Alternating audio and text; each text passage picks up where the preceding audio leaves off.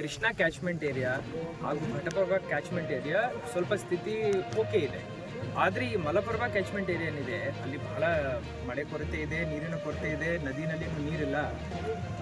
ಇವತ್ತು ಯರಗಟ್ಟಿ, ರಾಮದುರ್ಗ, ಸೌದತ್ತಿದು ಏನು ಪರಿಸ್ಥಿತಿ ಇದೆ ನಾವು ನೋಡ್ತಾ ಇದ್ದೀವಿ.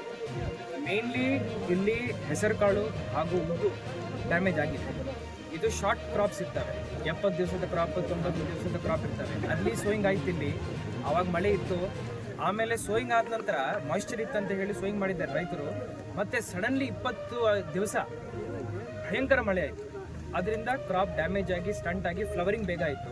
ಸೊ ಅದೆಲ್ಲ ಡ್ಯಾಮೇಜ್ ಆಗಿದೆ. ನಾವು ಆಲ್ರೆಡಿ ಮಿಡ್ ಸೀಸನ್ ಅಡ್ವರ್ಸಿಟಿ ಅಂತ ಡಿಕ್ಲೇರ್ ಮಾಡಿದ್ದೀವಿ. ಸರಿಸುಮಾರು ಒಂದು 20,000 ಹೆಕ್ಟೇರ್ ಈ ಏರಿಯಾದಲ್ಲಿ ಡ್ಯಾಮೇಜ್ ಆಗಿದೆ.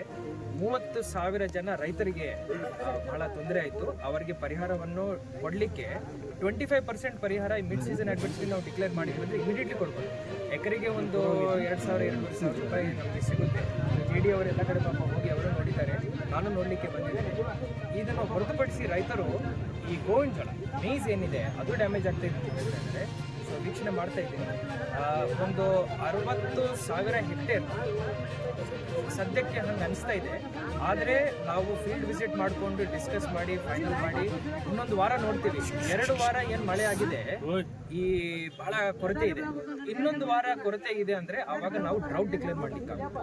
ಇಡೀ ಜಿಲ್ಲೆನಲ್ಲಿ 15 ತಾಲೂಕುಗಳ ಪೈಕಿ 12 ತಾಲೂಕುಗಳಲ್ಲಿ ಆಲ್ರೆಡಿ ಹಿಂದಿನ 2 ವಾರದಲ್ಲಿ 30% ಕೊರತೆ ಇದೆ.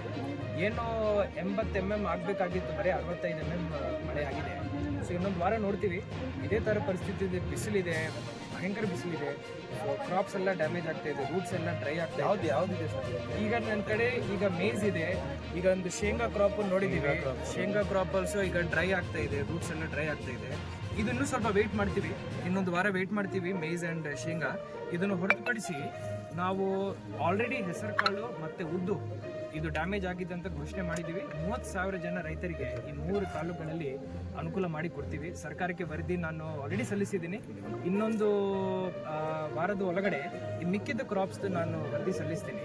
ಆಲ್ರೆಡಿ ಯಾವುದು ವರದಿ ಸಲ್ಲಿಸಿದ್ದೀವಿ, ಡಿಕ್ಲೇರ್ ಮಾಡಿದ್ದೀವಿ ಮಿಡ್ ಸೀಸನ್ ಅಡ್ವರ್ಸಿಟಿ, ಅದರಲ್ಲಿ 11 ಕೋಟಿ ರೂಪಾಯಿ ಪರಿಹಾರ ರೈತರಿಗೆ ಸರಿಸುಮಾರು ಸಿಗುತ್ತೆ. ಸರಿ.